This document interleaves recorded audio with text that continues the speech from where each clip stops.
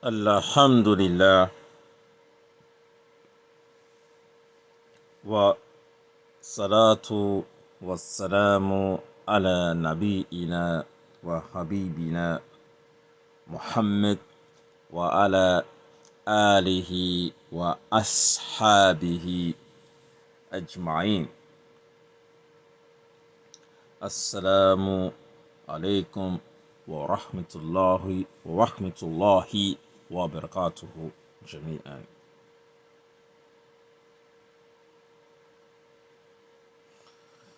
This morning, inshallah, I want to talk about a topic that's very important. A topic that is going to be direct to improving the black community. And as African American, the future and where our future lies and what would be new or what needs to be changed for the black American to have success in the US, the African diaspora, we have to talk about focusing on the youth and children. And another aspect of why we need to focus on our youth and our children for the future and the betterment of the African American community in the US, the African diaspora, is to change some of the misbehavior of the black man and woman, and some of the misbehavior of the black man and the black woman is based on our thinking. And a lot of the misbehaviors in the community that keep the black community from growing is from misunderstandings, inappropriate behavior that does not benefit the group. So we need to focus on making change. One of the things that needs to be changed for the African American is that if we are not prepared to make sacrifice and make the ultimate sacrifices and the ultimate change, what we have seen in the last 100 years in the US for the African American is going to get worse. As we look at the current affairs in the US, George Floyd's case, being killed by the police, and he didn't even care he was recorded, police brutality, the dysfunction in the African American community, the dysfunction between the African American man and woman, the dysfunction in us not able to work as a group, we won't have a future. So for those of the conscious who wants to change, we need to start thinking about changing our future by cutting off what has been passed down from us in bad behaviors and bad thinking and things that are misappropriate from the African American that keep us behind is our thinking, our behaviors, and we change these things or we prevent it from going to the next generation by focusing on the youth and children. One of the things that is plaguing in many of the urban communities, in the black African American urban communities, is the public school education system. And the reason why public school education system does not work for black children because it's not designed for them. The public school education system is designed for whites by whites. If you look at the format or the history and the format of the public school education system, it was not designed to assist black Americans. It was designed to assist white America. And from some aspects of the public school system, it was really designed for the workforce, to prepare people for the workforce. meaning working for some type of corporation, not working for himself. So they never taught children to think or to be deep thinkers. And that's why the public education system in America is very poor. So we need to start focusing as blacks on educating our children. Now, one of the issues or the tropes of public education system is that it focuses on teaching children individualism in a capitalist society. And individualism does not benefit black children. Rather yet, individualism that is taught in school, it benefits white children. Whites are the head of power in the US. So whites could take these type of chances of teaching their children individualism in a society that every market, every field, every social and economical market and business is owned by whites. Whites are the mass controller and holder of wealth in the US. So the public school education can teach individualism for white children because it already benefits them because they're the one who hold the power in economics. Individualism taught for black children do not benefit black people because we do not hold the economics in this country. So the type of education that needs to be taught in the public school or private school or at home or in religious places is black children need to be taught as moving as a group. Say it again, need to be taught as a group how to cooperate with each other. Their education must be deeply formatted, and black children and youth learning to operate as a group, like a corporation. And if you do not believe me and you don't think that this is true, then I have to ask you, if you look at the current situation of the black youth today, you'll find that many of the black youths, they already are working together in organizations. How they are working together in organization. If you look in the urban cities like in Chicago, like in New York, like in LA, you'll find many of the youth in gangs. And if you understand the psychological aspect of why black youths are moving or use or involving gangs and gang activity, because it's a group activity and they benefit as a whole unit. So even though you might disagree with the gangs and some of the activities that gangs do, but when it comes to psychology, when you look at why black youths are moving as gang, because it's part of our nature that to be part of something. Originally, Africans, we are tribal people from tribes. If you look at Africa today in Africa, Africa has many countries in this continent. And each country, they have different tribes of peoples. And the tribes work together, or a tribe work together. So it's deeply part of our nature as black people to move as a unit, as a group.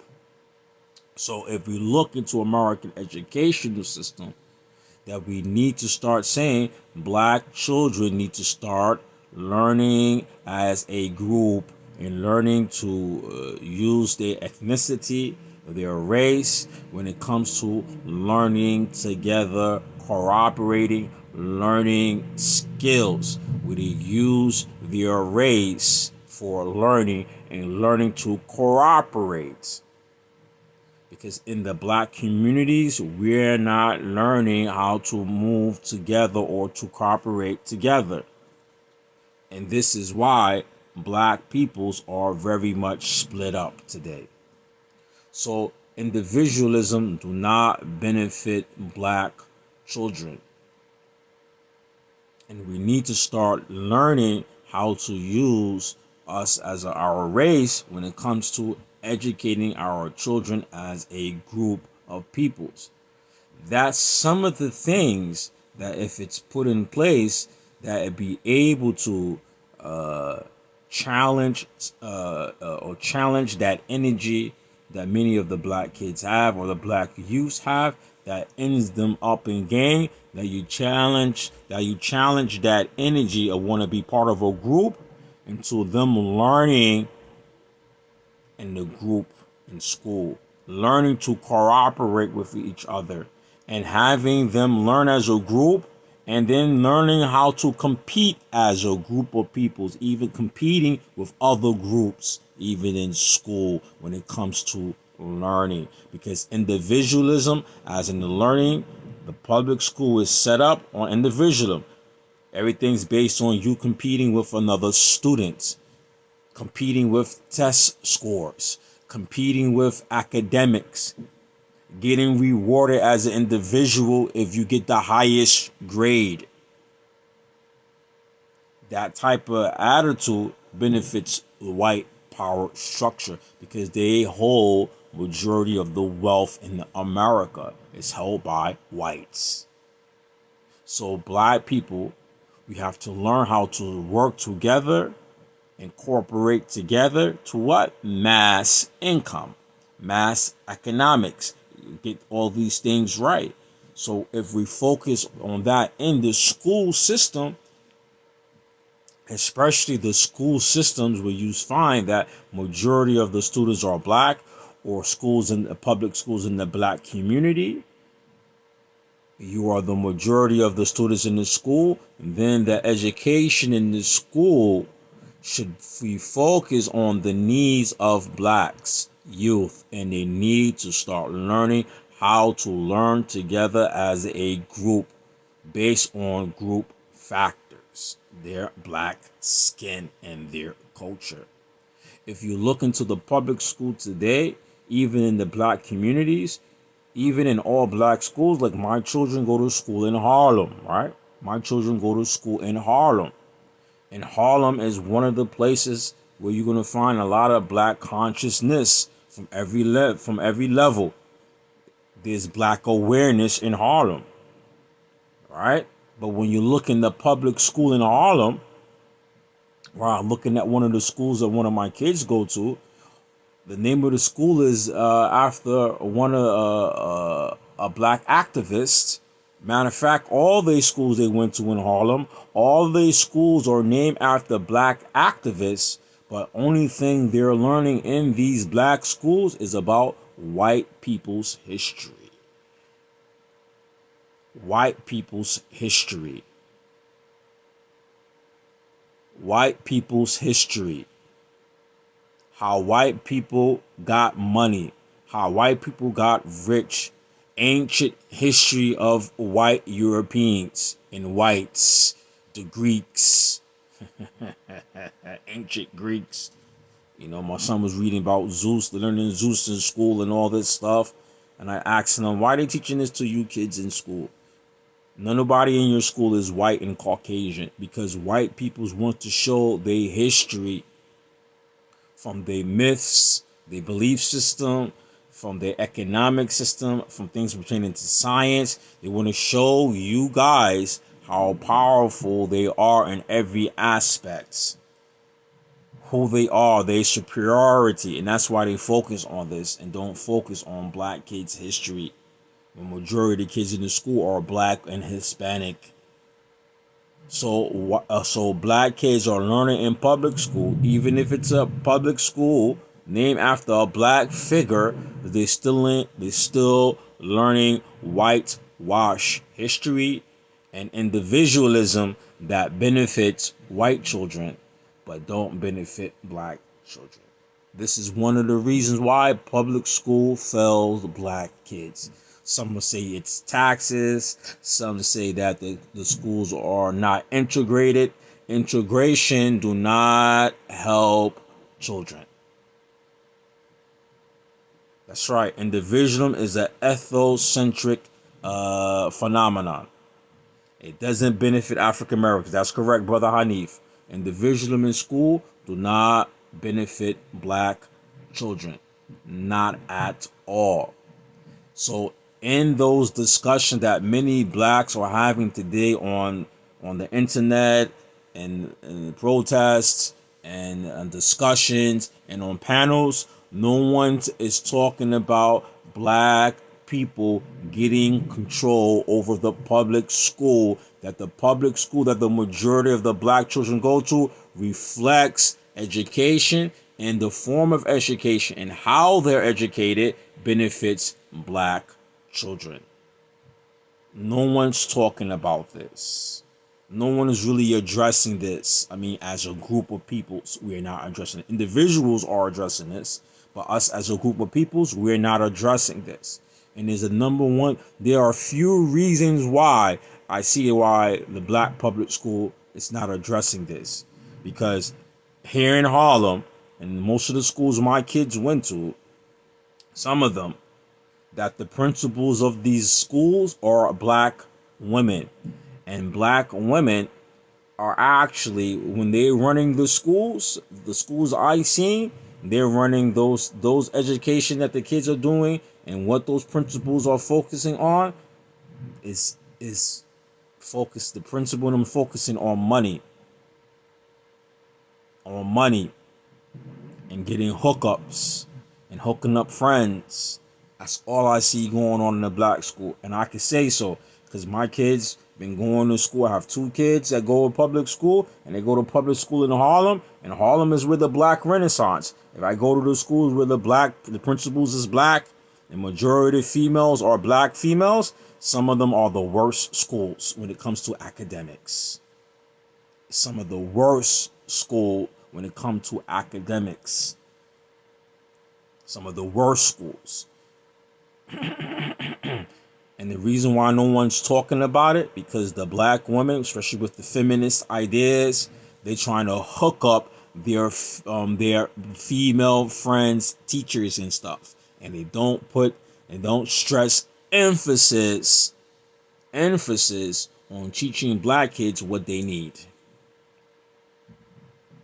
That's another topic for another day, because that might vary from state to state. It might not be that scenario in another state.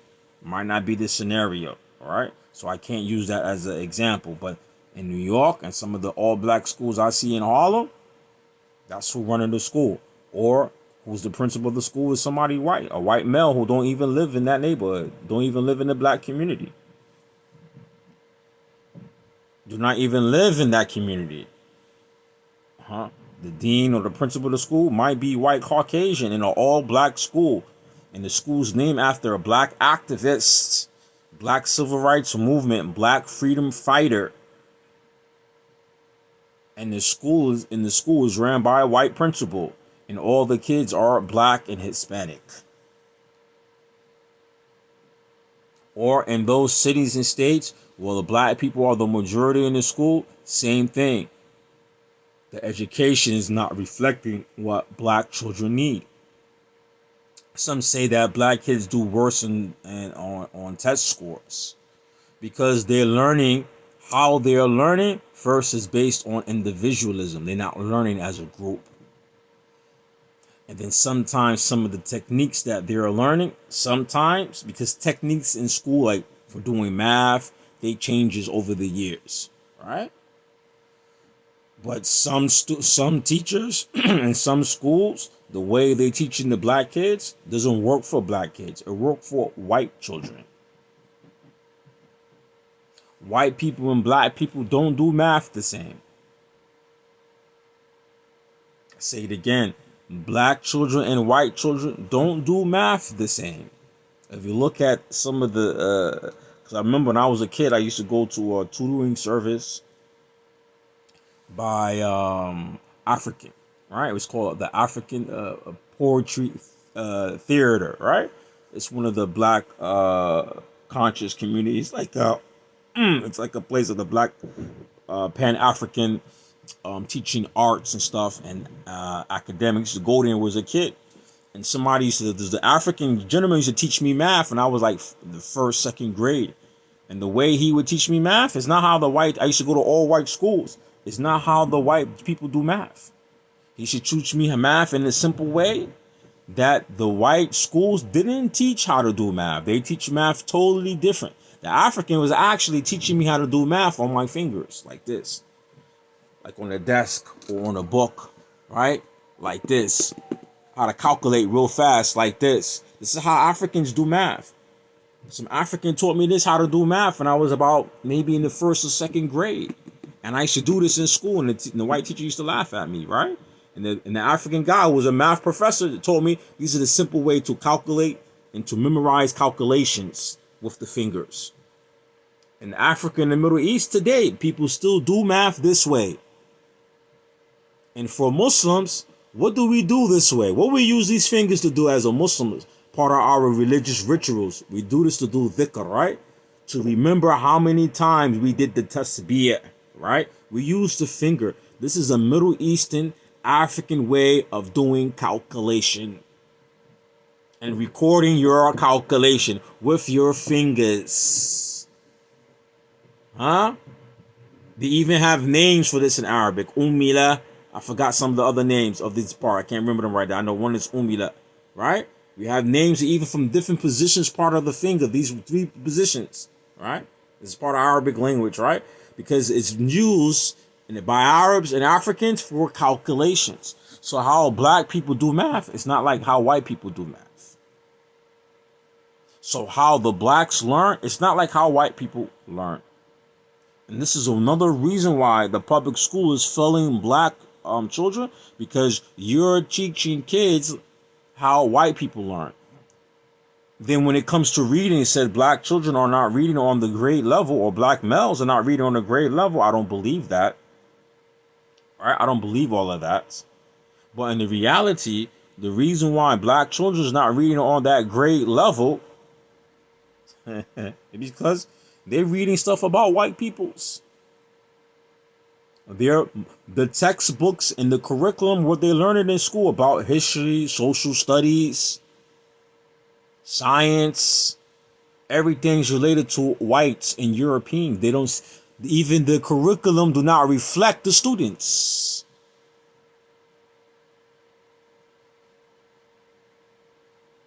Right? Yes, Brother Hanif. I know a lot of people look down on this, but when I was a kid, I used to go to a tutor. It was in a black conscious community, right? And the teacher was an African professor. When I was a little kid, he used to teach me to do math like this, you know, do calculations and stuff. I remember I used to go to school, and the teacher, I used to go to all white schools. The kids laugh and stuff, but I would do good, right? But whites, they don't want to do math this way, right? They don't want. They have new ways of doing math now. They have new systems of doing math, right? You know, I have one of my associates. He is a math professor in St. John University. I don't know if he's still working there, right? One of the brothers I know, he's from Senegal. He's a professor in St. John University. That's not too far from my house, actually. And he told me that when he was going to he went to St. John University, and I think his PhD is from Columbia University. He said when he was going for his bachelor's or his master's in St. John University, he said his professor was a racist. And I don't want to get off topic. He was a racist. And he said a black person will never reach the same level of mathematics to whites. He said the white guy told him this. And he said he challenged them, and he said the type of grade that he gave him, in his class, he said because he feel that whites are better than blacks, and he said black people will never reach to that type of level with mathematics. Just look at Africa and compared to America. He said the brother told me he should got like the best grade in the class. The white teacher didn't give it to him. He said, you know what happened? He said he ended up going to Columbia University, got his PhD. Then he got a teaching job in a university in St. John University, got his doctorate degree. So he went to work at St. John, and he told me he went to look for that white redneck. He went to look for that racist white guy to show him, look what he got. You know? He said the guy had passed away and died by then. If this is the teacher, attitudes, and then the curriculum on top of that in the schools is based on these racist ideas of white supremacy, then for sure it's going to fail black kids. I remember I was in school, they told me I had dyslexia when I was a kid, right? Because I was going to all white schools, and all the stuff they reading about, I don't see nothing that reflects me. There's nothing in the textbook that reflect me. I'm not white. I'm not Caucasian. I don't care about Shakespeare. I'm not British. I don't care about Shakespeare. Why I care about Shakespeare? He's probably a faggot. When I was a kid, I didn't like Shakespeare. It's like a faggot. Macbeth. Faggots. Homosexual. When I was a kid in school, I didn't like this. When I went to high school, went to a black school, man, I started reading stuff that reflect that what I liked and my interest. Then they said one day, hey, man, oh, you don't have dyslexia no more. Because I never had dyslexia. I just didn't like reading the material in the school. So the education system in the black school, it don't reflect what black kids need. Doesn't reflect it at all. Right? Doesn't reflect it. Yeah, brother, he died. He told me he died, you know, my friend from Senegal. You know, he's a Salafi brother also, you know. And he told me this one day. He told me this story one day. And I was like, you know. But, you know, he grew up in Senegal. And they have their own system of math. And they're very smart in math. And this is why a lot of us blacks, we don't know about these certain type of things until we, you know, a lot of black African American Muslims, we start learning and seeing these things, unfortunately, not in the U.S. or in the black community. Some of us, we start traveling outside of the U.S. and start learning and dealing and meeting with peoples when we travel outside of the U.S., going to Africa and going to the Middle East and Africa. We get a reflection. Then you see the intelligence and the curriculum or the curriculum in the schools in these countries, it reflects the peoples in the country. So I go to Africa, you don't have education that reflects blacks. If I go to the Middle East, they have an education system that reflects Middle Easterns. If I go to India, they have an education system that reflects their peoples and benefit their peoples. That's why people from India, even though it's a poor country, when it comes to the IT world, they're doing better than the US. The education system, learning IT stuff, is better than in America. And America's an advanced country because their education system reflects the peoples. And is reflecting the market that the people in India could get into and make money. That's why the Indians and the Asians are deeply into the IT world. So even in public school, the education system in the public school is not reflecting where the market is at. You know? So these are some of the things I hope we could take away with. I'm gonna try to make this talk short, but one of some of the reflections that we could take with black African Americans, we need to start taking control of our education, and don't give our children, if we're able to take control of the education, that reflect how white people teach the white kids. You know, and here in New York, the schools are segregated. So they said they want to desegregate the school. How in New York the schools are segregated? Because the white schools, the school are built based on gentrification and not gentrification, upon zoning, on zoning. So here in New York, the schools are segregated because white kids, white peoples want their kids to be educated in a way that benefit white children. They want white kids to be educated in a way that benefits white children. So in the other areas of the black communities, They saying that they want to desegregate the white schools in the white zones in New York. Here, right here in New York, the schools are segregated. They want to desegregate it. The white people don't want it. And the black kids and the black families, they want it. Why black people want their kids to go to school with white kids? Integration don't work. Right? Integration don't work. Blacks don't learn the same way white kids learn. Black people need to keep their kids. I have some of my associates, my friends, right? I went to school in all white schools here in New York, right? All white schools, except for high school. All white schools, elementary school, all white schools, right? And all my friends who went to school in the black areas here in New York, I'm from Queens, New York.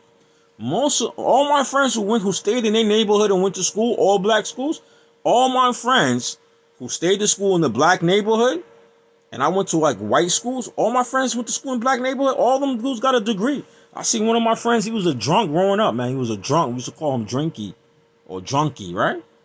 Man, this guy, man, I seen him like a couple of, sometimes be in my lives, be outside in my lives. He be saying what's up to me in the streets sometimes, right? This dude, he stayed in the black areas going to school. This guy got like 2 or 3 bachelor degrees. So when he was thinking he was getting drunk, acting stupid in the street, this guy was still going to school and getting the best grades. He ended up getting 2 college degrees. All my friends who went to school in the black neighborhood, I noticed most of them finished school. So integration really don't work. And then those kids like myself, I used to go to white schools as a growing up. Man, I remember some of the black kids in the school used to always complain with me that when they started going to that white school, the white people be picketing outside. They don't want none of these Negroes in the school. And I'm talking about the 80s, man. And I'm talking about the 1980s. I ain't talking about no 60s. I'm not talking about no 70s. I'm born in 78. Going to school in the 80s. In the 90s. I'm talking about in the 80s. Picketing. They don't want black kids here in New York. Black kids in their white schools in the neighborhood. And then people don't talk about the challenges that you have. The challenges that these black kids have when you have these integrated schools and you go to these white people's schools.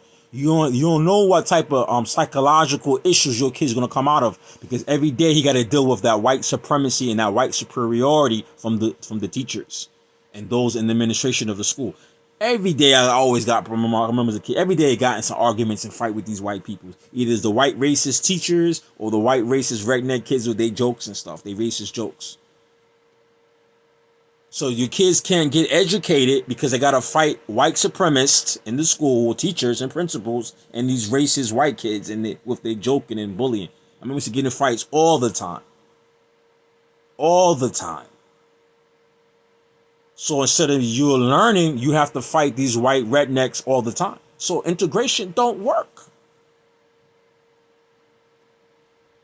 That's right. Only a fool will let his enemy teach his kids. I remember I was talking to this doctor. She was a nutritionist, this Jewish doctor, right? She was giving me some advice, right? And she said to me, man, you sound like you stress. Your problems sound like you're stressed. I don't think it's your diet. She said, you need to change a few things in your diet. She said, where you go to school? I mentioned the schools I went to, right? She said, oh, man, you went to good schools? I said, what do you mean good? I gotta fight them rednecks every day. You can't learn. Because every day you gotta argue with some white racist teacher who thinks she's better than you. And then have your stereotypes about black peoples and black kids. And then some of the black kids that was in school with me, a few black kids, we all from the same neighborhood, right? And we all from the same neighborhood. We traveling an hour or two to get to these white schools, right? And then for some of my friends who are black, some of them, their parents ain't telling them about this white racist stuff. You know, how white people's are racist. They don't know. You know, until one day, if you don't tell your kids and they're in those schools, I remember one of my friends, name is Raheem. Never forget his name today. Name is Raheem. Right? Some white girl told him something one day. What she tell him? This big head white girl. Actually, she was Puerto Rican. She passed for white. She said, she told him one day, I can't mess with you. You black and my father don't like black people. Man, that dude was messed up, man. He was messed up. And we was like in our teens then. We were in our teens by then. And we was going to school together as little kids. And I was like, yo, he stopped going to school. And one day I hit him up, man. I was like, young. I was like, yo, man, why you not going to school?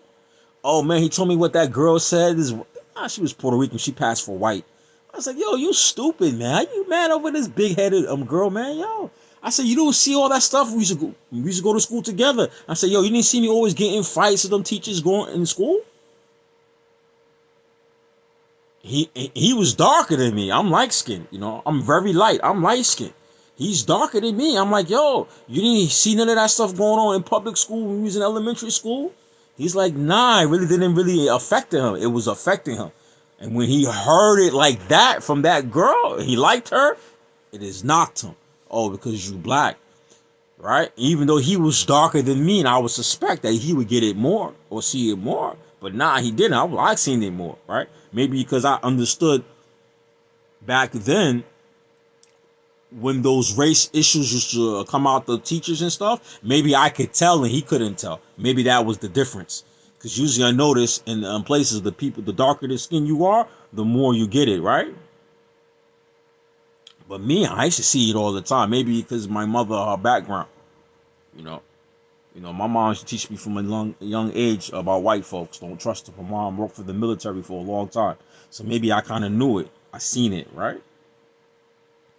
But one of my young companions today, he's probably maybe he see this later. I'm gonna send it to him. Young brother, he told me ain't the same now in them schools. He said the white girls, the white kid. He says it's a totally different scenario now. And he showed me one day. He said, nah, man, it's a totally different scenario, man, in them schools now, right? And it could be, right? I went to school in the 80s and stuff like that. So the education don't reflect. Even in the public school. Because then I left that school. You know, this is my own personal experience. It might vary from person to person. I left going to a white school to go to high school, majority all black. Oh man, the academics were poor. Right? The school was more like a prison. You got metal detectors. Man, they even have a mini precinct in the back of the school. They had a mini precinct in the back of the school. I remember. The education was so poor. I remember one of my teachers, he told me if I played some sports with him, that he had passed me in my class if I could teach all the students. And I remember some subjects that was being taught in that school. I'm like, I learned that stuff in junior high school. You know, I remember one year in history, they gave me 100.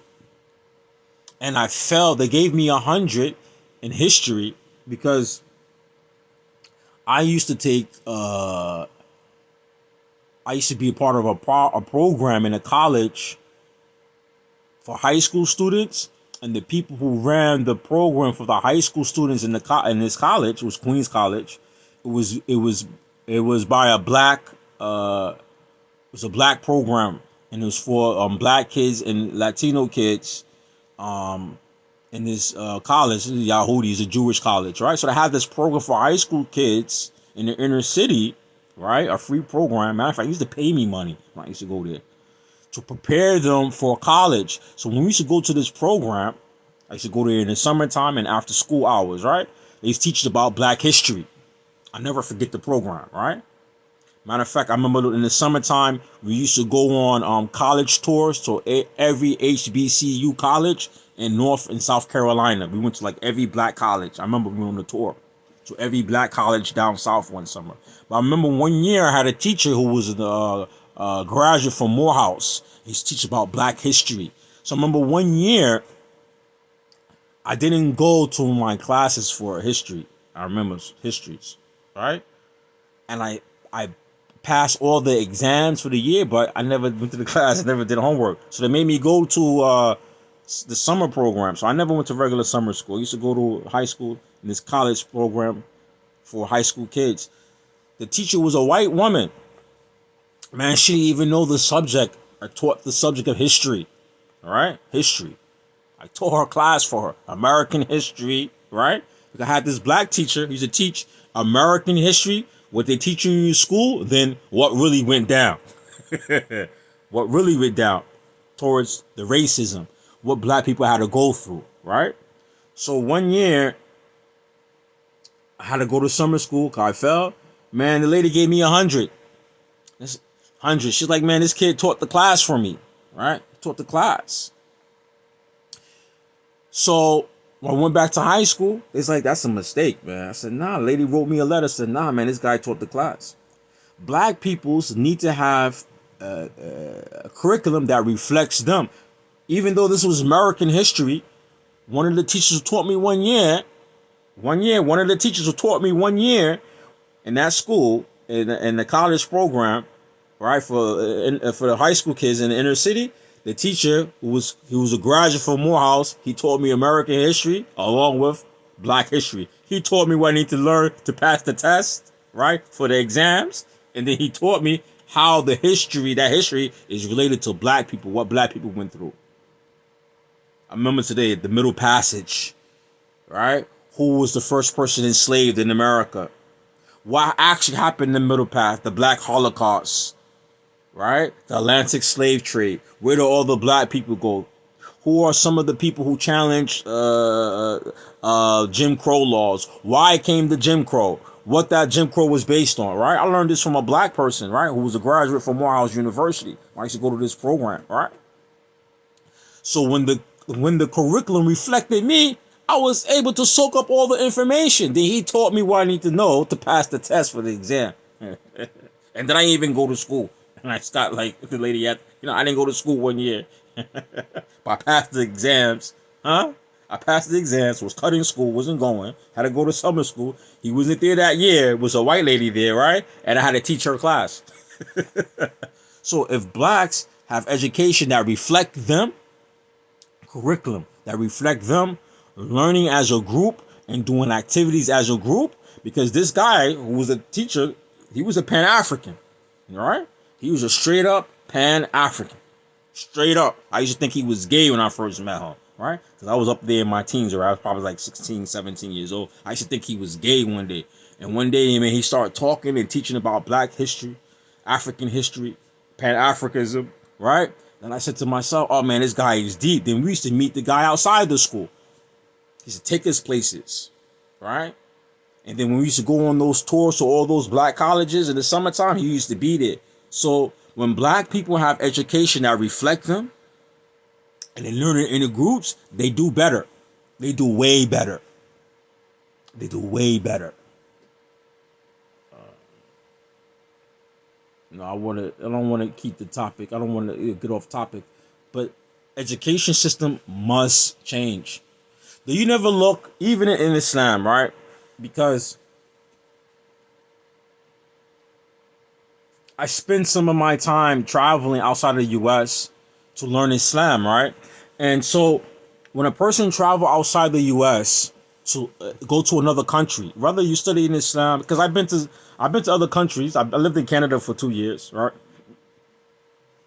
Canadian education system is way better than the U.S. British education system is way better than the U.S., all right?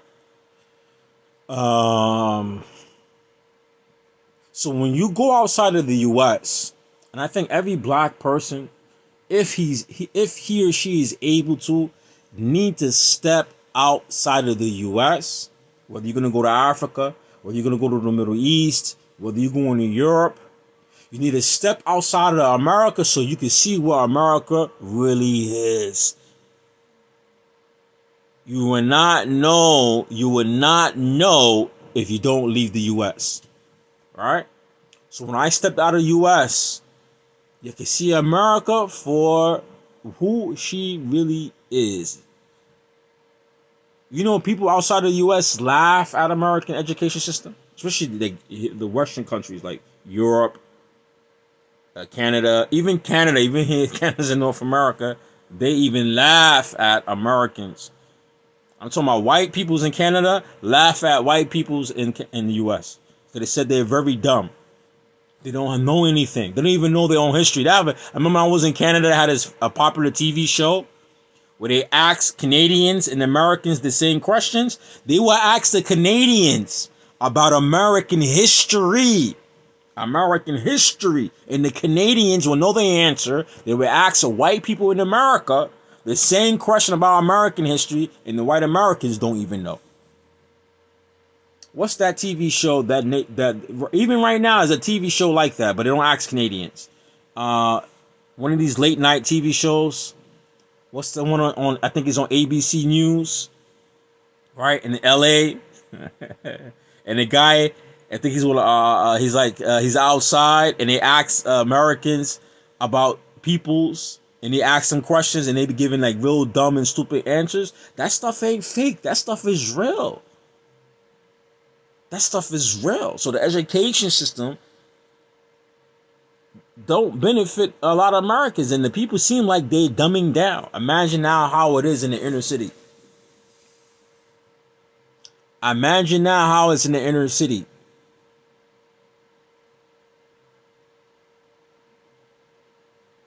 Yeah, that's right. That's right. Shamsuddin, that's right. You was in Holland. That's right. I'm telling you, if you travel outside the U.S., people will let you know about what America. You will see what America really is. You know, some third world countries have a better school system than the U.S. And then you got to start asking yourself, why is American education system this way? Oh, because there is not equality in America. That's why. That's why here in New York, right? It's the business center or the financial system of the world. Why here in New York the schools are still segregated? Because there's two different Americas. And the education system in the white community don't reflect the education in the black and brown communities. So the public school education system is based on a fraud. It's based on racism. It's based on white supremacy. It's based to lock out certain peoples from certain industries.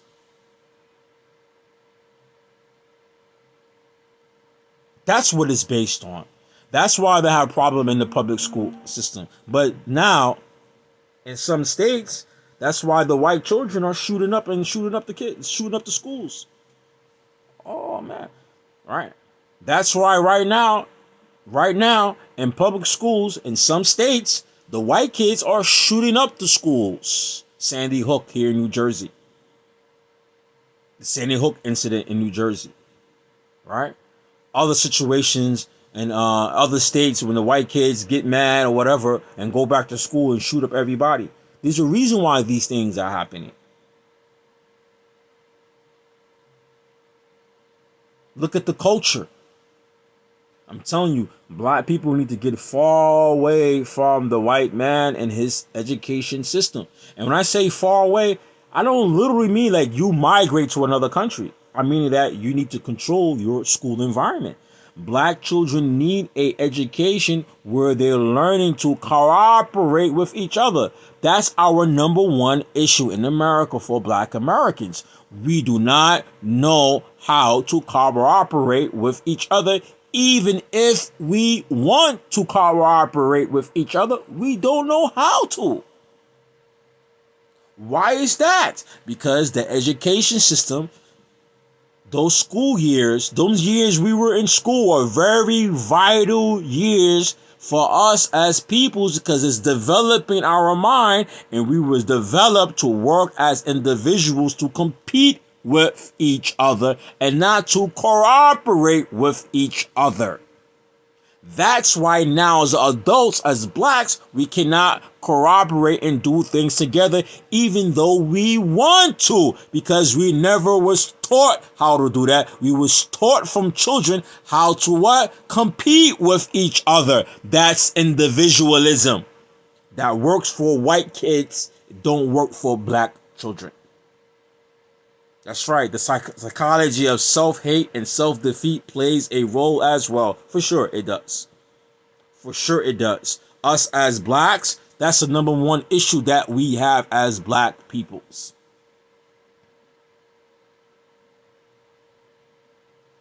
That's the number one issue we have as black peoples. The self-hate. So if you in the school, self-hate, teaching individualism is going to play into the self-hate that we already have, and we don't know how to cooperate with each other.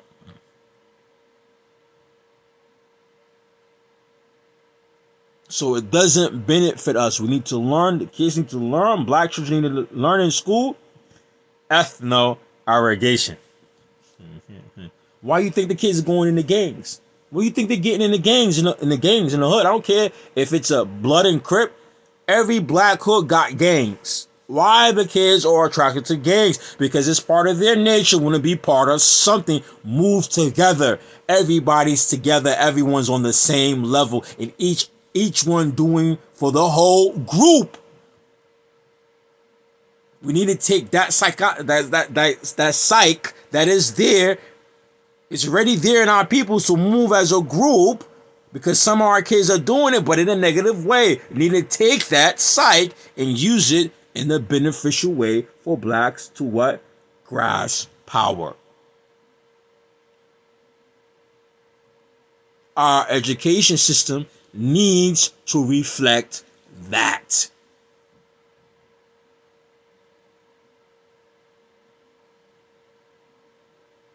Because you're already seen it. We moving as groups. And the gang, what do you think the gang is? It's a group.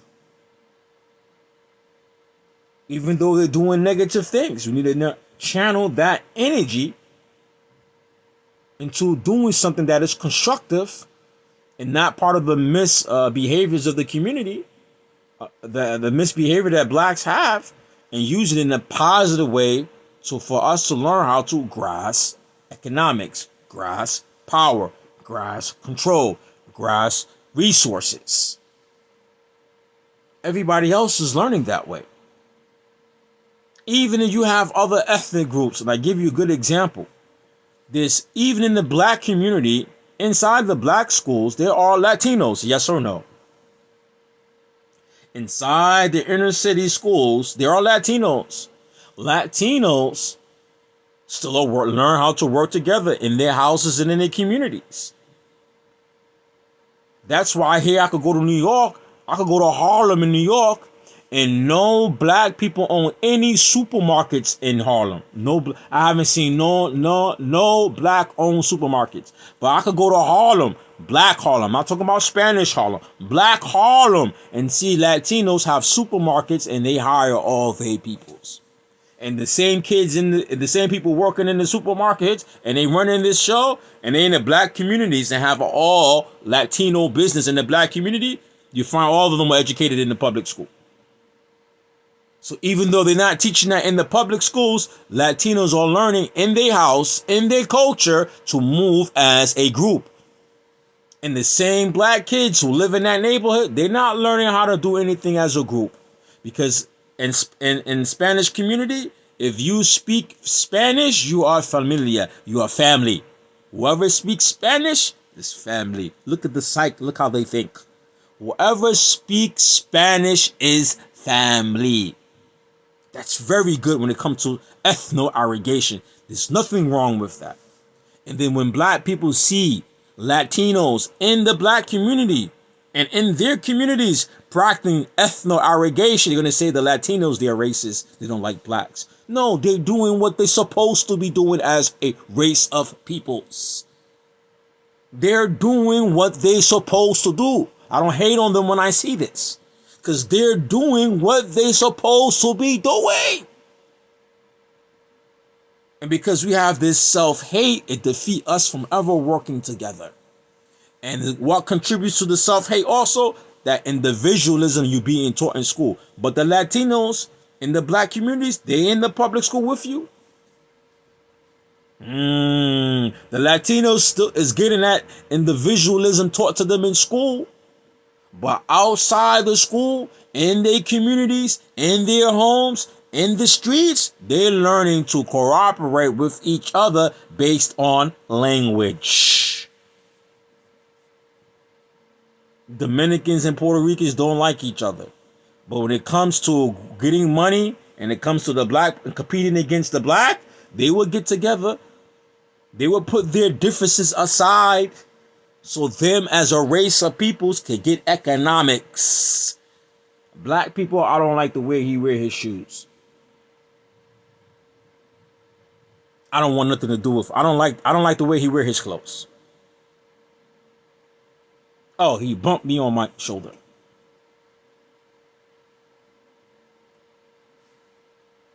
The self-hate.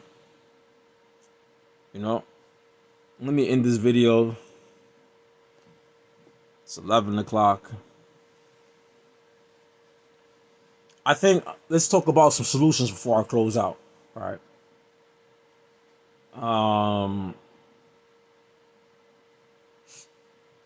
Some of the solutions. Well, number one, part of the solution I think for Black Americans is we have to get control over our public school system, and I don't mean that Black women get control, because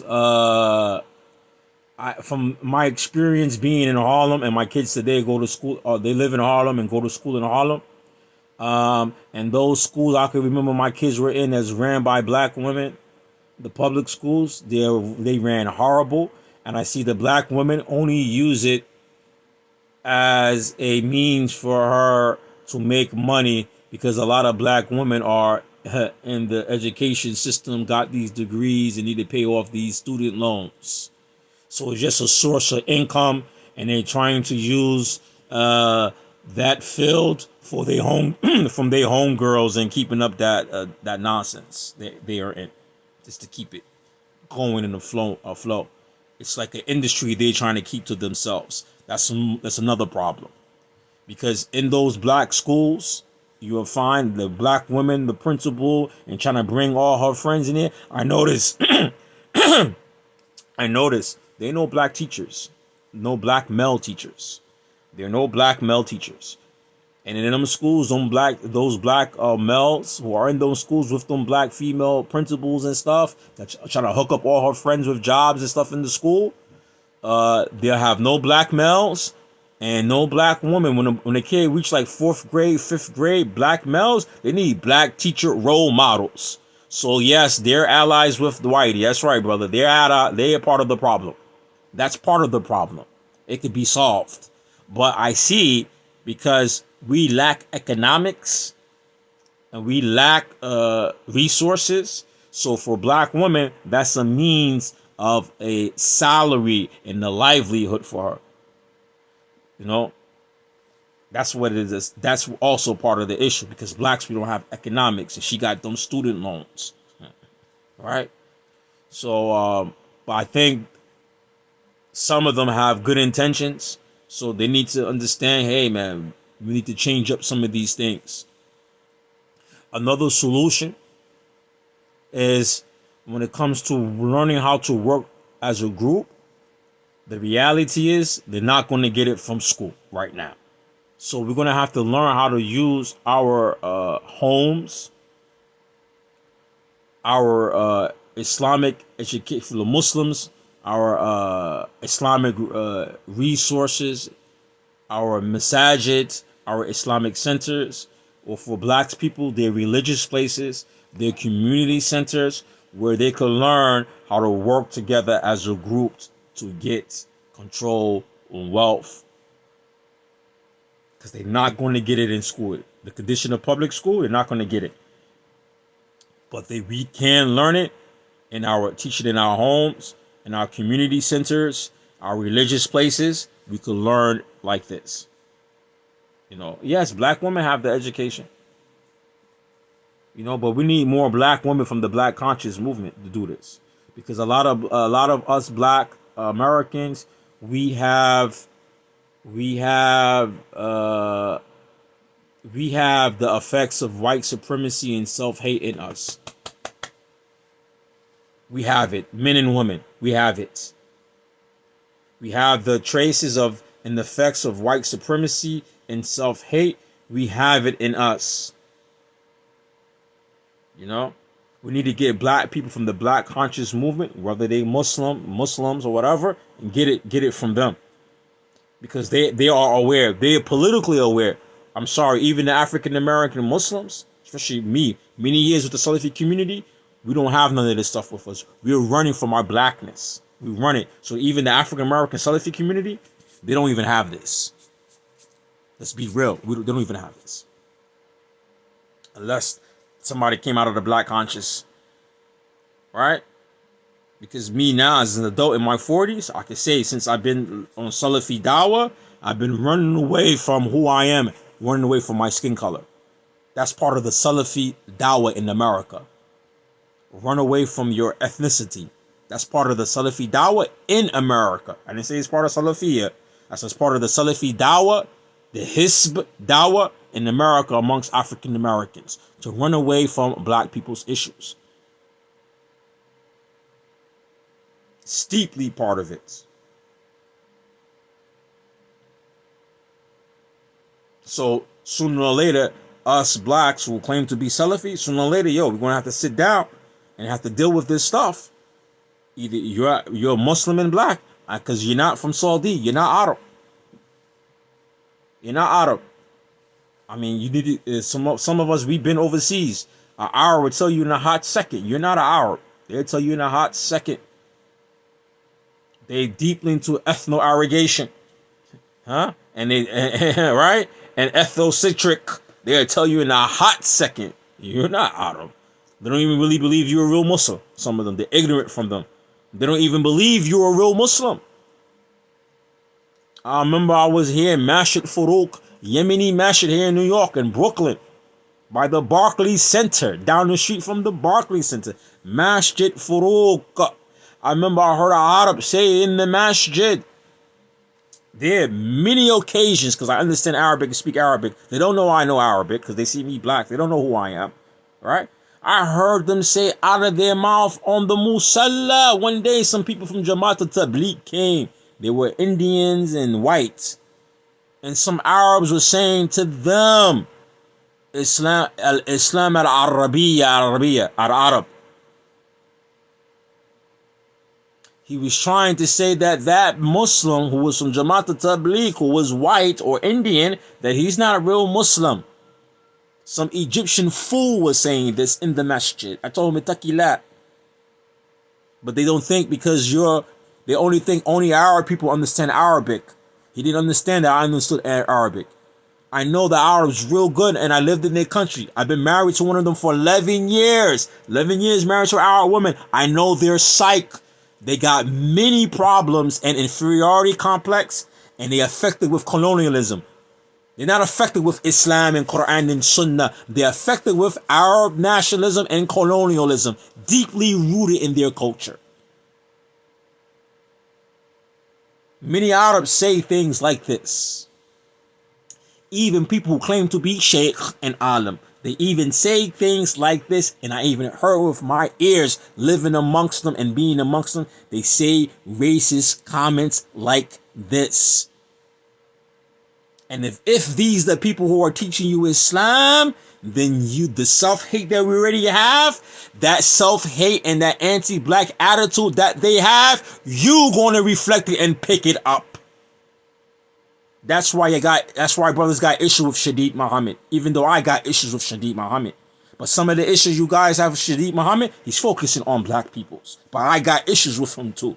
I think he's too much singing like an R&B singer with these sisters and tell them what they want to hear instead of telling them what they need to hear. That's my beef with Shadeed Muhammad. Brothers, Salafi community don't like Muhammad Munir, what he said. Oh, he's a black nationalist. That's the sign you Negroes are running from your blackness and you're picking up those attitudes of the races from amongst the races Arabs. They didn't say all Arabs are racist because you niggas have selective hearing. Your self-hate, now you have selective hearing, being niggas. This is what a nigga is, a nigga. Selective hearing, self-hate. So you pick up that attitude of the Arabs pertaining to ethnocentric thinking. You're Arab, you're not Arab. Arab tell you in a hot second you're not Arab. You have amongst some of them, they're good peoples. They from the Salihin. You might met some of them, taught you Islam.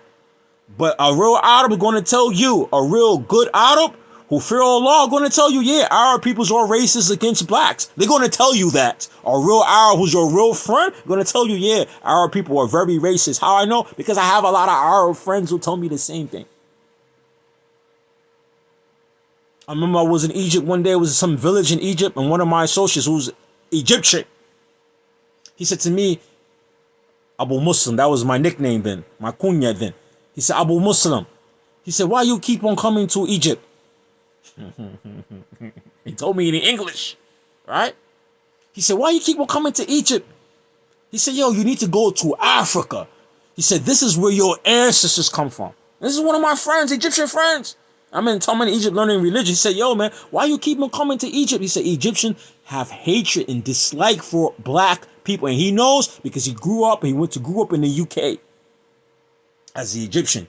He did business. He know about black people's struggles and black people's culture because he lived in the UK, right?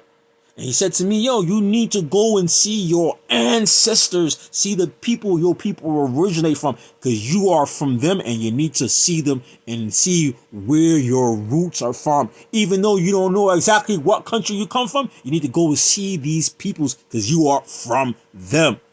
When he said this to me, the psych of the Salafi in America, oh no, Arabs. But my friend who was an Arab Egyptian telling me the truth in Egypt. I was in one of the villages in Tanta at the time. And he told me, you need to go and see your peoples. These people, the peoples in Africa, your peoples, these Arabs in Egypt, they're not your people. They don't like black peoples. A real Arab who's a good, he's going to tell you the truth. He didn't say, don't study Islam. He didn't say that. He didn't say, don't study Islam with Arab people. He didn't say that. He said, you need to connect with your peoples. And I had the sight of the average African-American Salafi running away from their peoples and their skin colors.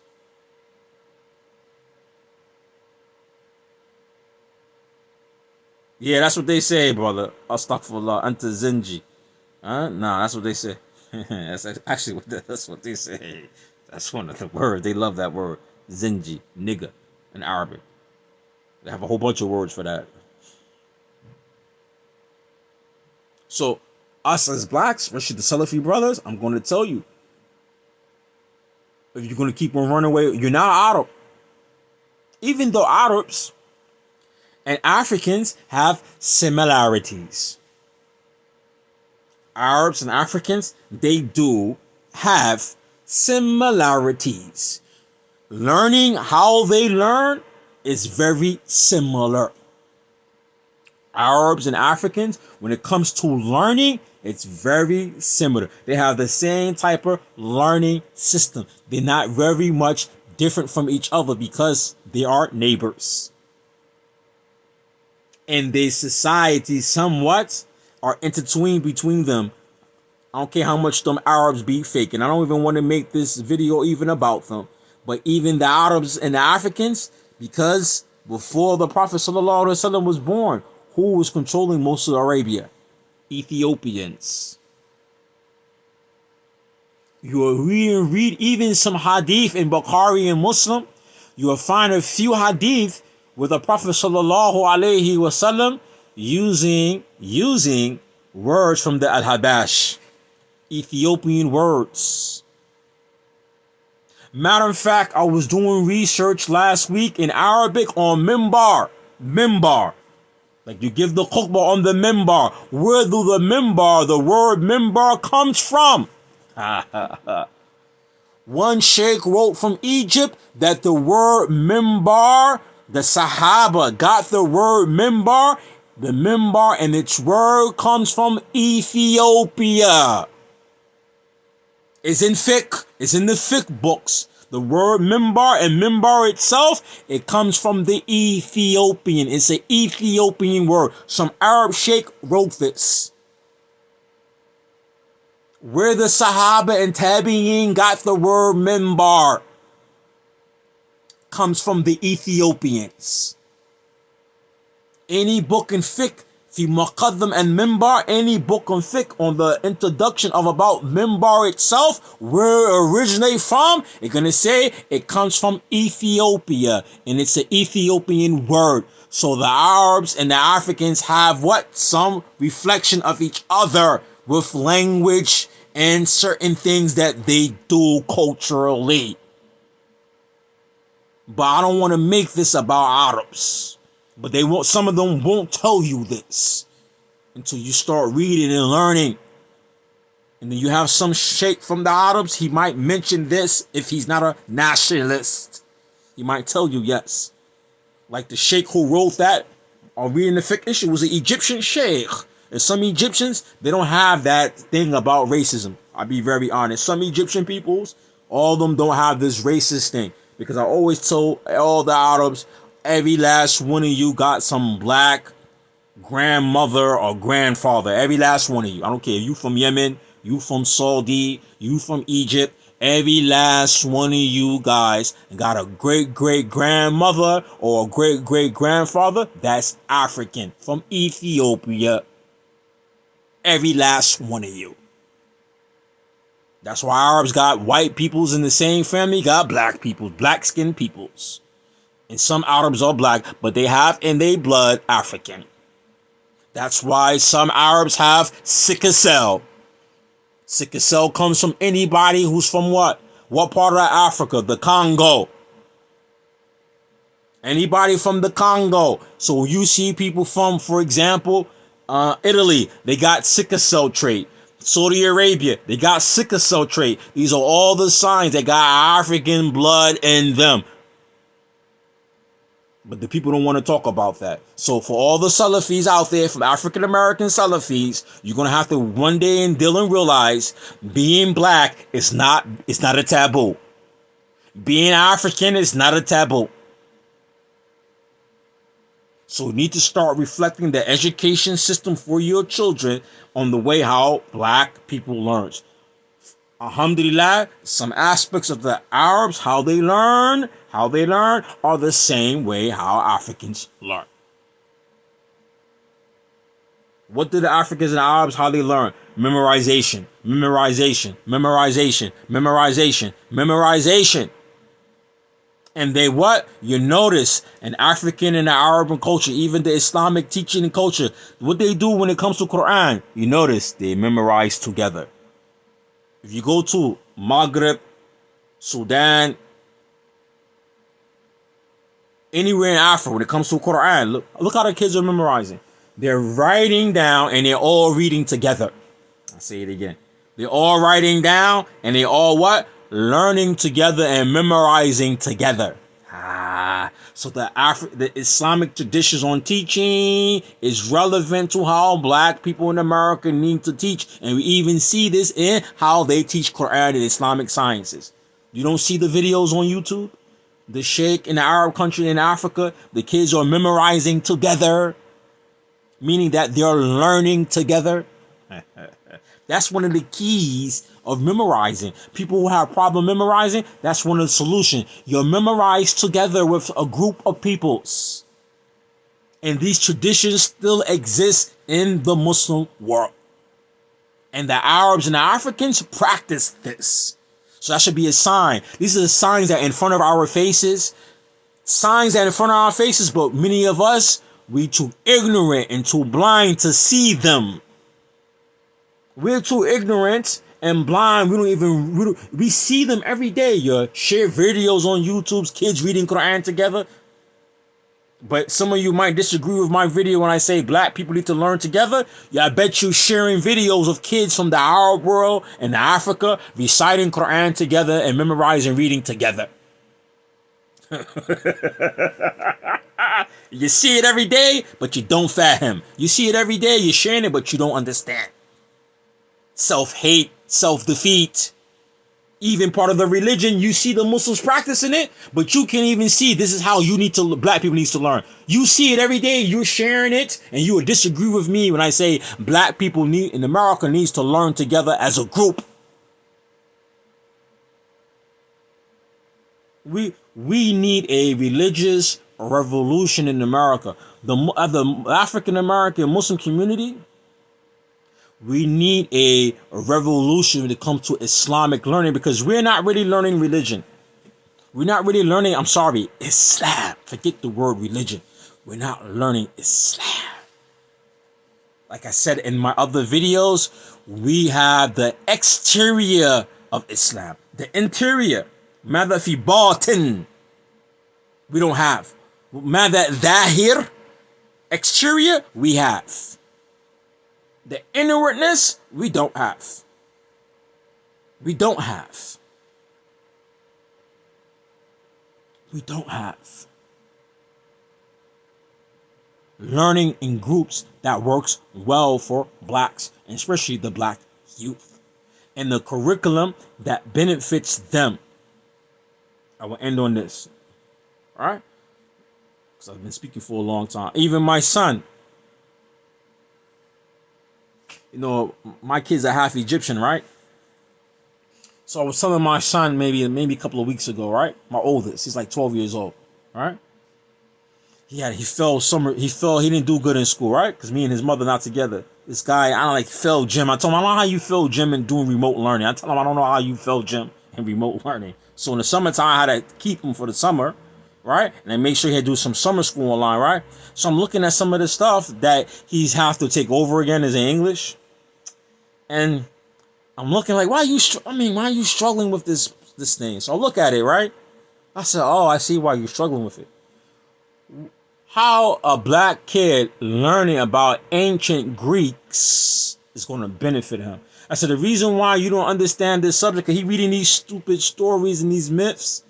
I'm like, you know what? Why are they teaching all you black kids in an all-black school, which is part of the curriculum for passing the grade of the ancient Greeks, white mythology? I told my son, the reason why they teaching you this, because they want to show you how superior white people are. And these stories that you're reading, do you like them? He said, no. He said, a lot of it don't make sense. I said, yes, you're 100% right. Me as an adult, it don't make sense because this does not reflect you. We are not white. So the kids are learning representative, that's right, of white supremacy. It's part of the curriculum that is mandatory for them to study. It's mandatory for them to learn white supremacy in school. And he goes to an all-black school. All-black public school in Harlem. Matter of fact, his school is right behind the Apollo Theater. And the school is named after a black freedom fighter.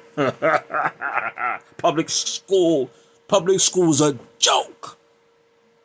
The education don't reflect black children. This guy, my son, go to school in Harlem, who has a cultural, educational renaissance for blacks.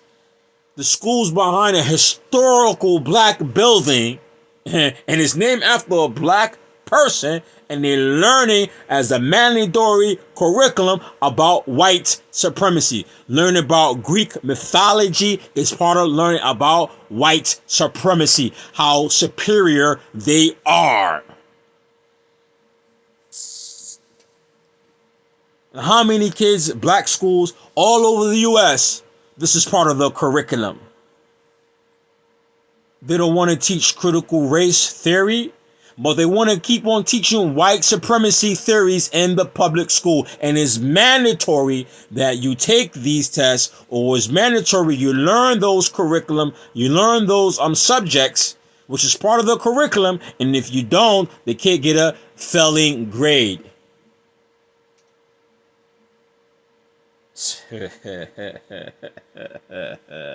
I'm telling the blacks, we need to get our stuff together. African American Muslims, we need to get our stuff together, because the religious religion or Islam, I watched the brother, his name is Lang Ibn Jamal. I think he's mad with me. He blocked me, he's mad with me. Maybe I shouldn't have said to him. I told him that his reading the Quran is he needs some help because it has a serious mistakes in his qira, serious mistakes, meaning changing the meaning of the Quran. He got mad with me. Maybe some brother, if some brother know him, he could reach out and tell him I'm sorry. But he has a video alive where he's with Umar Johnson, right? And he is they are hosting Umar Johnson. I think it's in Boston. I think this is in Boston. And he asks Umar Johnson about the rhetoric he talks about Islam, the bad rhetoric he talks about Islam, because Umar Johnson says that the African American Muslim and African American Christian, they put their religion before their blackness. So the brother mentioned to Umar Johnson that many peoples in the civil rights movement or the black conscious movement were Muslim. And he mentioned Imam Jamil Al-Amin, talk about the Black Panthers, talk about Malcolm X, and so on and so forth. And Umar Johnson, the hustler he is, he didn't answer the question because he said he wants to continue or start his book signing, meaning making his money. And when I heard the brother say this, I said to myself, it was a good question he asked, but this is the sign that the African American Muslim, when Umar Johnson ran from the question, when he himself is apostate, he's apostate in the religion, right? Umar Johnson is apostate. He was born Muslim, apostate, right? May Allah guide him back to Islam. But when Umar Johnson ran from the question, I said to myself, the Muslim brother, you don't need this person, Umar Johnson. You don't need his validation. You don't need his validation for you to do anything. Matter of fact, if he was outside the picture, if he was not there or he was gone or went to move on to something else, which I doubt, because I want nothing bad for him. I think he's doing a good job trying to help blacks. If you pull him outside the picture, outside the cipher, can you survive as an African American Muslim without Umar Johnson? Yes, you sure can. How can you survive? Our religion teaches how to survive. Do you not have in Islam how to move together? Does not Islam teach how to move as a group? Believers move as a group? Doesn't it teach you how to unite peoples? Does Islam not teach about economics? Islam teach about economics. It's part of the Islamic subject. I mean, anything you need to make a society, you could get it. Islam teaches it. That's why America don't like Islam. That's why the U.S. government don't like Islam. Because a Muslim, if he has this Islamic sciences, that's enough for him to build a government and a society. Because Islamic religion, not just about the belief or the belief system. Outside of talking about belief system, right? Everything else about Islam or the belief system leads to governing. That's a better way to say it. Islamic belief system leads to governing a society and a country. Most Muslims don't know that. Yeah, that brother, I'll try to tell that brother, you don't need Umar Johnson. Ooh, you kidding me? You don't need him. As a Muslim, you need him. As a black African Muslim, you don't need him. Islam, the religion teach how to govern. Or the belief system is going to lead to you how to govern by fearing the law, God conscious, upright, and by Allah's system that he gave man. Islam leads to governing. That's why America, they don't like Islam. That's why the U.S. government don't like Islam. Because it's a threat. Because Islam religion gears to governing. Because most Muslim countries, whether they practice Islamic laws or not, they are governing. The Muslims are governing. And in some form or fashion, if they're practicing Islam in some form or fashion, they still understand about governing from Islam. If they practice in Islamic law, they are governing by Islam. So some forms of fashion, Muslims know how to operate. Use Islam to operate in any society and how to build a society and a government. So Islam is a threat to white power structure. And Islam teaches unity of peoples, of Muslims, based on their faith and not on their race. So that's a threat to white supremacy, because white supremacy is not by governing by different race and ethnic groups, it's by white people's keeping control. So that's why US government have a problem with Islam and Sharia law.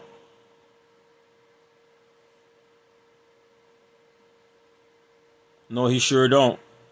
And no, Aki, Hanif, my experience with the Pan-African community and the black conscious community, because there is a difference between the Pan-African community and the black conscious community, right? Because I have a lot of experience with them before Islam and being Muslim. Before Islam, I didn't realize it until, oh, that's, black consciousness or Pan-African. I know that's as an adult now. But as a Muslim, and my exposure to them as a Muslim, going to some of their meetings about reparation and stuff, the black conscious movement,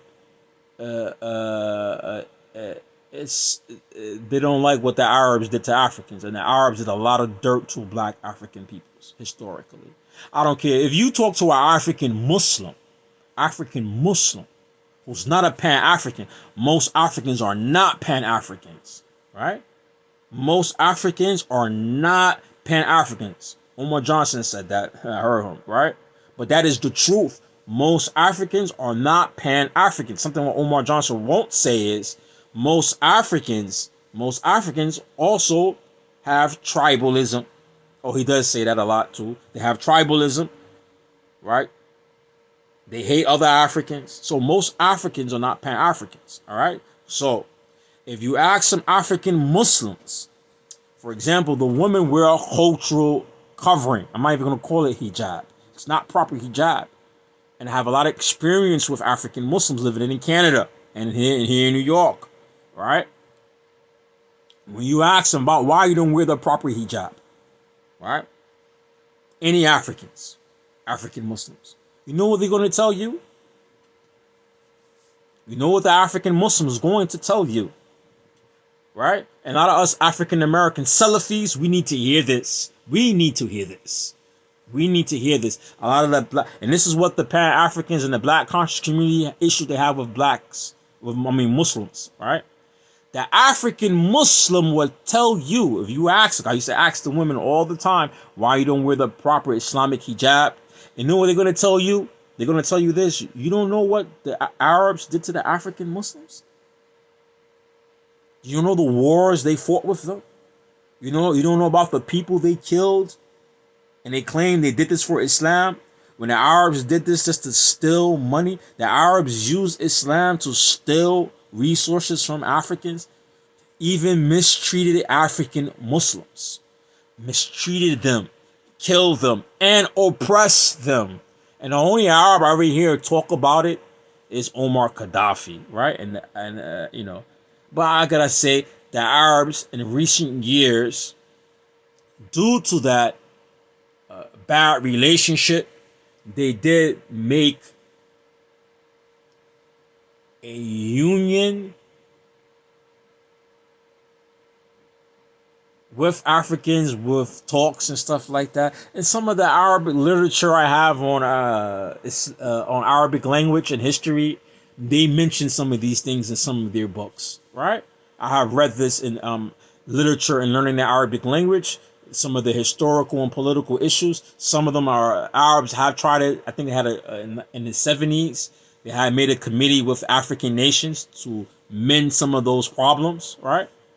But the Pan-African or the Black conscious community, they're looking at the history of what Arabs did to Black people, which is no different from what Europeans did to Black people,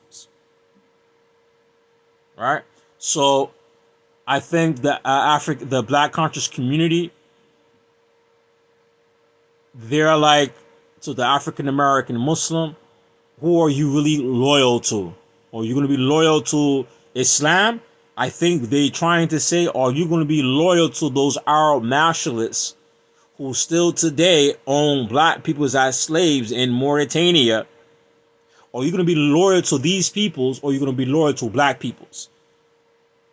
That's where the black conscious community is at. Because I spent time with the black conscious community before I was Muslim and when I was Muslim. Before I was Muslim, I was getting educated and then never knew it was really deeply black consciousness, right?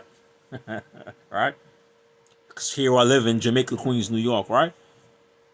But as an adult, I understand what it was now, right? So that's the issue with the black conscious community. You know, I remember many years right after 9/11, I was with Imam here, he's part of Imam that is an activist. He's definitely Pan-African. Imam Ayub Baki, right? We had some fallouts many years ago.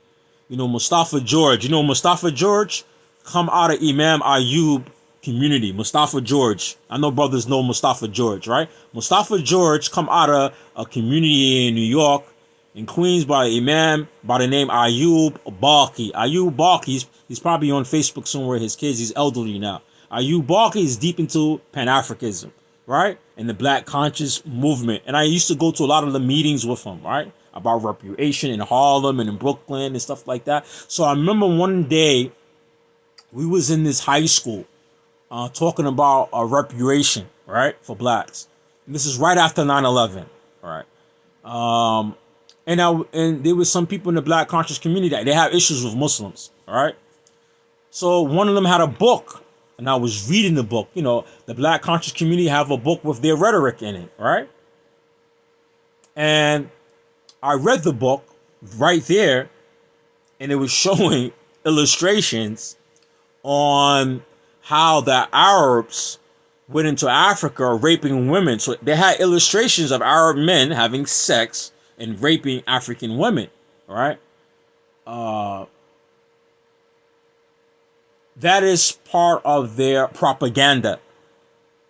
And I think that the black consciousness recognize they associated these actions of the Arabs with being Islam. They associate these actions of the Arabs as being Islam. It's part of their rhetoric, right? And they cannot see that this is not a representative of Islam. This is a representation of Arab nationalism. This is Arabs and their mistakes, and not Islam. This is Arabs trying to use Islam to oppress peoples, right? And then in the African community, you ever see the African women, Muslim women, who don't wear proper hijab? If you start having conversations with Africans like this, which I had a lot of conversations with them, I'm not going to say all of them are black conscious or Pan-African, into Pan-Africanism. A lot of Africans are not into Pan-Africanism, right? But they're going to tell you, the African Muslim, you ask them about why they don't wear the proper hijab and why they have this type of dress or Islamic dress, they're going to tell you they want to be different from the Arab Muslim, because the Arab Muslim have done crimes against Africans historically. Arab Muslims have done crimes against Africans, Muslim, their brothers in faith, historically. And the Arabs' excuse from raiding, killing, pillaging them is saying that they're from a certain sect of Islam. But when it comes to those same deviant sects with the Arabs, like Shiite Arabs and the other deviant Sufis from the Arabs, even the ones who are outside the folds of Islam, the Arab Sunni didn't treat those Arab deviants the same way they treated those Africans, Muslims, who probably deviated or had issues in their Aqidah or in their methodology. They didn't treat them the same. So that is something that the black African American Muslim, especially the Salafi community, you're going to have to come to some type of understanding or some type of solution from dealing with those issues. So the black conscious community, that is part of their rhetoric. I believe they're not going to change from it, because it doesn't make sense if I put myself in their shoes to change from it, because they don't want to make their movement into a movement for Palestinians. Even though I've seen people from the black conscious community represent and assist Palestinian Muslims. I have seen this in New York City, right? But they don't want their movement to be taken over for a cause that has nothing to do with benefiting their peoples, right? So I think as the African American Muslim, especially from the brothers from the Salafi community who've been spending many years and running away from their blackness and these issues and will be ignoring these issues, because you ignore an issue doesn't mean the issue is going to go away. It doesn't mean the issue is going to go away. So I think brothers need to come and sit and have some answers to respond to these things. But at the same time, that we need to build our community, especially things I mentioned about education. And we might not like it. You're going to still, in some sense, need to deal with black people from the black conscious community. Because there's some pioneer tools. There's some pioneer tools that they have that work well for black people, how we think, who we are, that the African American Salafi black community don't want to recognize. And this is why the African American Salafi community is messed up today. I'm not saying all of them. You know, I met some great brothers in Philly. I think it's called the Muslim Family Center. I hear about what they're doing, love what they're doing. So I'm not talking about these type of brothers, right? I hear about the work they're doing in their community. I'm not talking about these type of Salafi brothers. I'm not talking about them, right? Sheikh Okasha, I'm not talking about him. Good, excellent brother. I'm not talking about him. Because he talks a lot about, also, he teaches Islam and he tells things about black history, right? So I'm not talking about brothers like him, right? You know who I'm talking about. Salafi pub followers and their associates, right?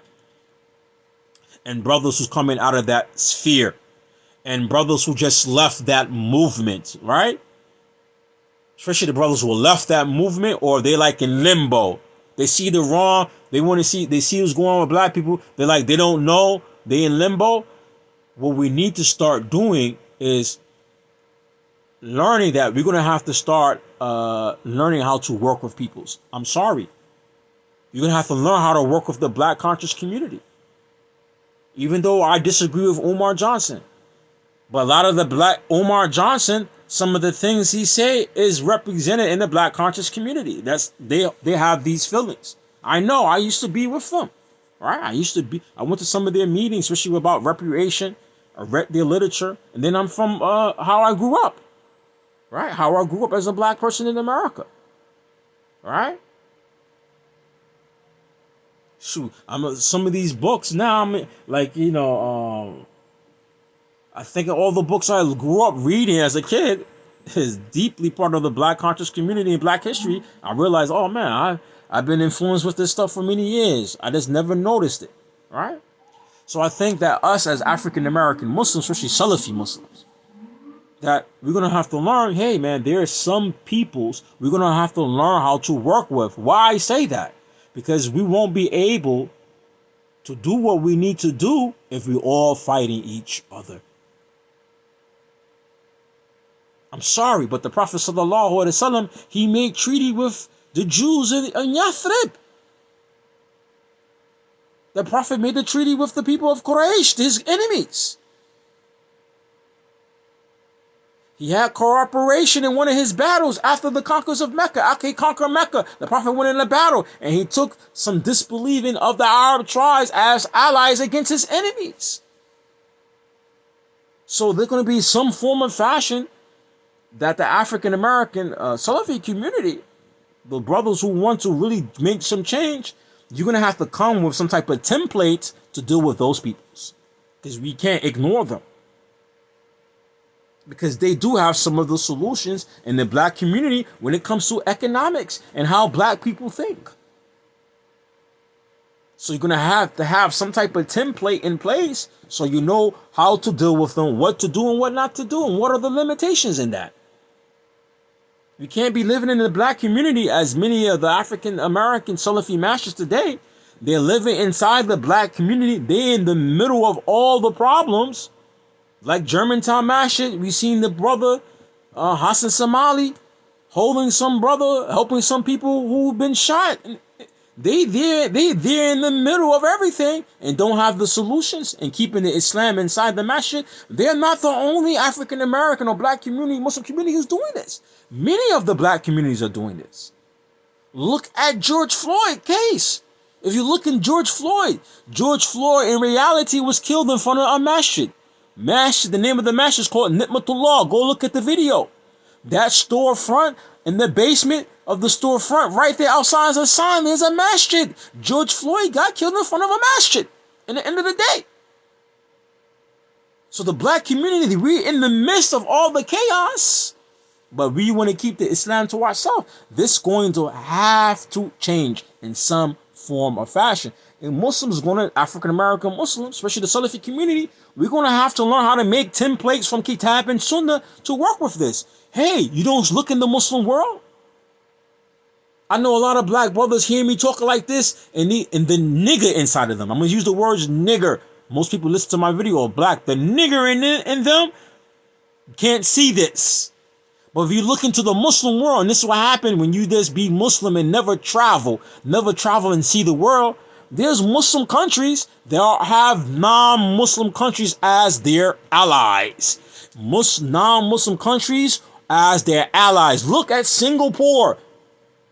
Singapore is not a Muslim country, but it is surrounded by other Muslim countries. Malaysia, Indonesia, and other Muslim countries. I can't think of them. There's another one. Is one of the most richest countries in the world. It's a Muslim country that practices Sharia. It's called Dar something. Dar Salam. I can't think of the name of the country. All right. They have agreements with Singapore. They have agreements with Singapore. Matter of fact, Singapore even asks them for advice, and they assist each other. Matter of fact, I think that Singapore has a Muslim. The president of Singapore isn't a female Muslim. Oh, let me look at that up. I don't even got my laptop with me. Man, is not the president of Singapore a Muslim woman? Yeah, other countries, yeah. What? Bonilla? I think it's Bernani. Baruni. I don't know how to pronounce it. Yeah, one of the wealthiest countries. All right? And they have agreements with other non-Muslim countries like Thailand. Thailand is not a Muslim country. They have agreement with Thailand. Matter of fact, the south of Thailand is majority Muslim. Singapore. All right? I think the prime minister of Singapore, I think, is a female Muslima. Singapore is not a Muslim country. So they have the non-Muslim countries, they are their allies. And they do business and things together. So you telling me African American Muslim, like I said, we got eyes, but we can't see. We have eyes, but we can't see. Just like I said, black people need to learn together. Brothers would say, oh, brother, you don't know what he's talking about. Black people need to take control of public school. You might say, oh, I don't know what I'm talking about. I'm ignorant. I'm stupid. But don't you not see in Africa, Muslim African countries, and the Arab countries, when they come to the Quran, that the kids are memorizing, people memorize the Quran together, the kids? In the Madrasa Islamiyya or the Madrasa Quran, that the Muslim kids are learning Quran together? Have eyes, but we don't see. Have eyes, but don't see. And can't apply that to our own lives. And can't apply it outside the religious studies. We can't apply it. We don't know how to apply it. Black conscious community, the black community as a whole gonna be what? It's not gonna be majority Muslim. It's gonna be Christians. It's gonna be the black conscious community. Because the black churches, they lost. They're lost. But some of them, they're going to have to step up. Some of them are doing what they're supposed to do. Some of them, they're really trying to mass money. They massing money. But they don't have no power. And they're not influencing their communities no more. Look at the kids in their communities. Look what they're into. Somebody's going to have to reach out to them. The black conscious community, we're going to have to work with some of them. We need to have our limitations. There should be what? A template for that. And when I say template means what to do and what not to do. And how we could work together and get in control of our community. And if you disagree with me, they're going to say, does not the Muslim world have some of the non-Muslim countries that they are neighbors? They work together. And they influence each other. When we're going to take these life lessons that we see in front of us, and how can we see these things and don't see them?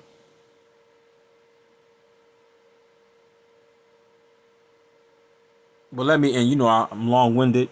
Time for me to go. Get some people mad. I know I'll be making some brothers mad. They be in my inbox in these videos, or the comment on my inbox, be mad with me. They don't like, because I said something that's contradictive to what they learn from their personalities that they blind follow.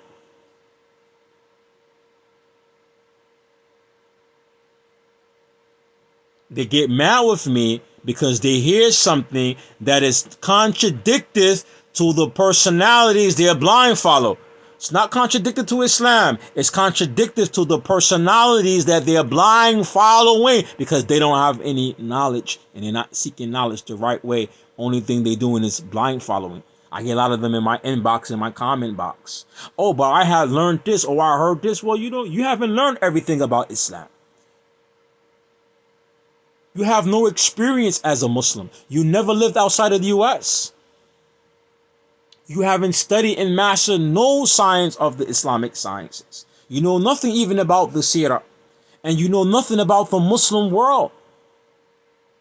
The old societies historically or the new societies today. But you're going to be the same Salafi brother going to defend Saudi Arabia. Well, Saudi Arabia has U.S. as its allies, and this is not new. How long U.S. been an ally to Saudi Arabia? Somebody say, well, since the 80s and the 70s? Oh, no. Longer than that. America been allies with Saudi Arabia since TV was black and white. And it's the sign you guys don't have no basic education from public school. Who was the president? Which was the president? Was it Roosevelt? Who made the gas treaty, the oil treaty with Saudi Arabia, and they went over there and developed the oil factories. America been treaties with Saudi Arabia for a long time. You don't see those old black and white videos with the king of Saudi, with one of the presidents of the United States? Old black and white footage and videos. America and Saudi Arabia have been allies for maybe over 50-something years. Matter of fact, America is the reason why Saudi Arabia is rich with the oil. But you Negroes who claim y'all Salafi can't see that. And you don't even want to have allies with the other black people in your community who's trying to clean up. You don't even want to associate with them because they're not Muslim. You don't even see the treaty Saudi Arabian government made with the U.S. Huh? Where's your aql? Self-hate. This is the self-hate. You can't even see what's in front of your face. And I only use that for example because a lot of African-American Salafi community, you're more hooked up on what's happening in Saudi Arabia than what's happening in your own community. So I'm just showing you those examples. Even the Saudi government been allies with the U.S. government for over 50 years. The U.S. government is what developed the oil companies in their countries.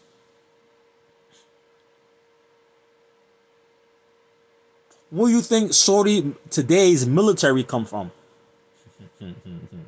Who trained Saudi's military? Who trained Saudi Arabia's military? For those brothers who hooked on Saudi, who trained their military? U.S. government trained their military. Matter of fact, the Mashaykh in Saudi Arabia today, when they talk about when some of the people who criticize Saudi government with being allies with the U.S. government and having U.S. bases there, what do the Mashaykh, not the Saudi government, say? The Mashaykh say that's not cooperating. They said that's business. That's business, yeah. Saudi government having U.S. military train their military. Yeah, they're gonna say that to you. Yeah, that's business. That's business. That's not taking the position with the disbelievers against Muslims. That's what they Mashaykh say. And you can't say they're hypocrites. They're telling you the truth. Yeah, if you don't have some knowledge, we get it from the non-Muslim to train us, especially if these non-Muslims are our allies. They're not trying to destroy our country. And we use them to that certain level. And it's definitely politics as well. We know that. It's politics as well. Saudi politics. But at the same time, they use these things for the advantage of their peoples. Black African American, we don't want to even use Islam to the advantage to benefit and help our black peoples. If the African American Muslim use Islam to empower the black community, that's the best form of dawah. How you think African Americans came to Islam? Because some of the pioneers in the African American community, what they was do, they was involved in the black community with the black people's issues, and they set it those trends. And this is why we have a lot of us, we came to Islam, or our parents came to Islam, or our grandparents came to Islam. Do we forget? Do we forget? Are we quickly to forget? Go look up Dar Islam movement in America. Who challenged, in the America prison system, you couldn't have, Muslims couldn't have kufis, Juma, and in the prison system in America, people didn't have no education. Who challenged these things in the prison system? The Muslims! The Muslims in the prison system. They're part of the group of peoples who challenged and rioted and fought for even to have Juma or people to have education in the jail prison system. In the prison system. The Muslims. African Americans don't even know that. African American Muslims don't even know that. They're the one who challenged in the legal system that people could go to court and wear the kufi on their head inside the courtroom. In the legal system, it was the Muslims in prison fighting and rioting and challenging these things. Why? The Muslim could wear the kufi inside the courthouse. Because in the courthouse, no one can have any head covering. It wasn't the Jew who set it up for the Muslim. It was the African American Muslims in the prison system. My brothers don't know that. A lot of us, we don't know that. We have the disconnect. We have the disconnect. And the reason why I'm going to end on this, because I'm long-winded.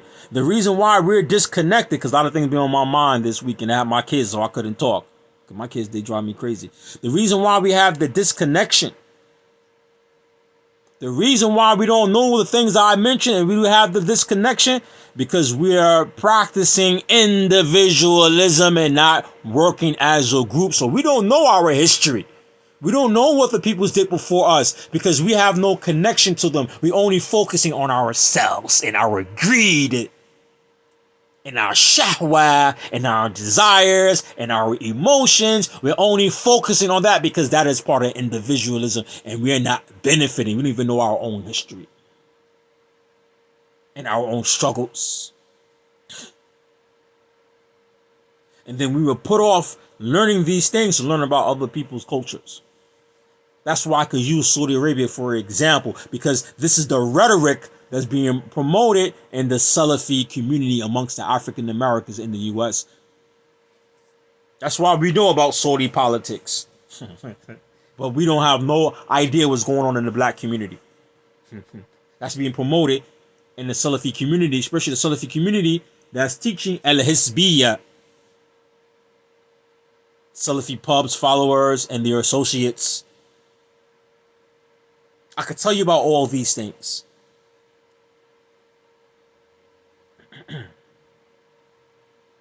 So I end on that. We're going to have to make some serious changes. We need a mental revolution. And this type of revolution, I'm not talking about the type of revolution where it's a revolution that is about the guns blazing or fighting. No, the mental revolution of the mind. The revolution starts here. If this is enslaved, if this has challenges, then the physical is going to have challenges. If we can't get it together here and organize it together here first, then we can't organize physically. Once we remove the mental change and the mental blockage, the things that keep us behind and not working, then we have the clarity and understanding. And as long as we have these dysfunctions mentally, even when we look in Islam, it has the solutions, we won't be able to understand it and interpret it because we're looking at it with a dysfunction mind. A distorted mind. Imagine somebody who's distorted. Imagine somebody who is retarded trying to read and comprehend. Imagine somebody who has a serious case of autism trying to read and comprehend. Well, he won't read it and comprehend it like a person who doesn't have the mental challenges. We are like the person with autism. The black community, I don't care, African American, Muslim, Salafi, Christian, the African American community, we like people who have autism. Autism. And we can't get it together because we have this mental blockage. But our autism is the self-hate. Our autism here, our disease or our dysfunction here is the self-hate, and now we're able to cooperate with each other due to the mental blockage of self-hate. It is the barrier.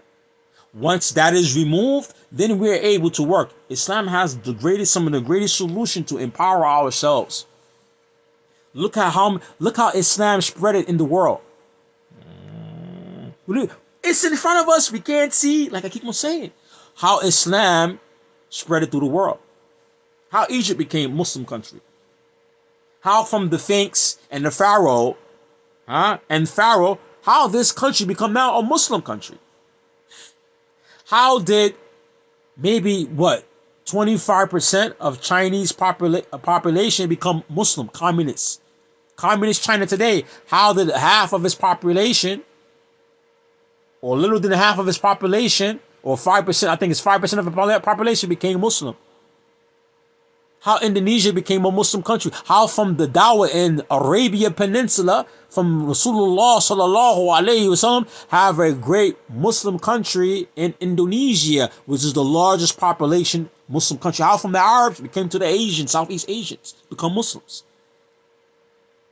How Pakistan became a Muslim state. How Pakistan became Muslim. How the Ottomans take Islam from the Arabs, Arabia, from the Ottoman Empire, take Islam into Europe. All these things are in front of our eyes, but we can't see because we have that veil, like the one who has the autism.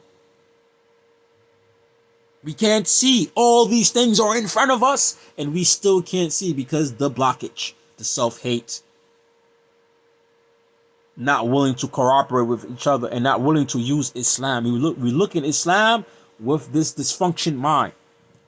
We are dysfunctional. We have to be truthful. And once we're able to remove some of these roadblocks and these dysfunctions that we have mentally that are there and use Islam, then we'll be able to see and be able to practice and able to understand how we see the whole Muslim world and the society, and we don't see it.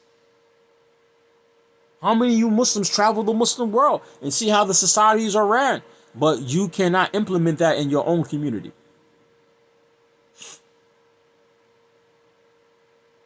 You can even organize an education system for our own kids in our own community.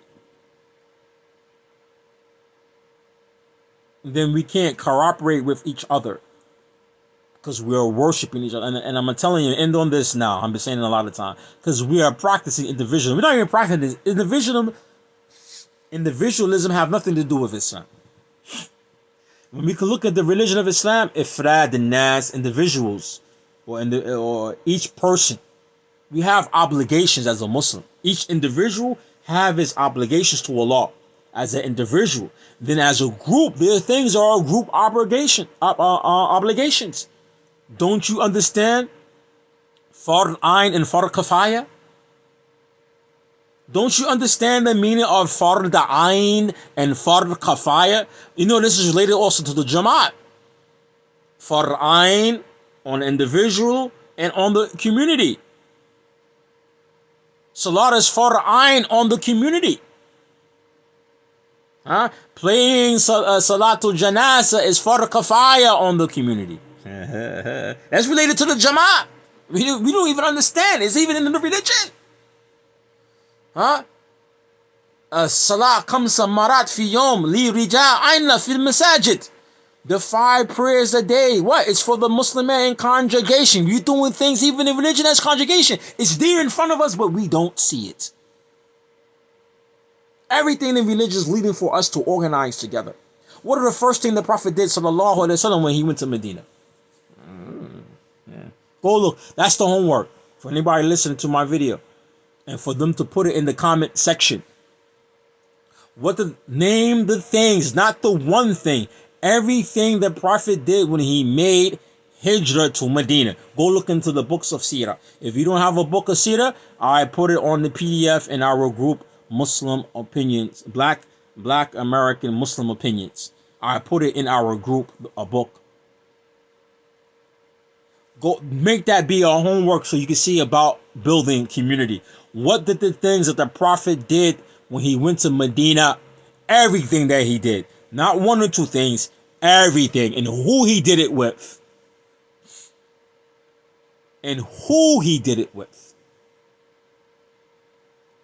Subhanakallahumma wa bihamdik wa shallallahu wa atubu ilayk.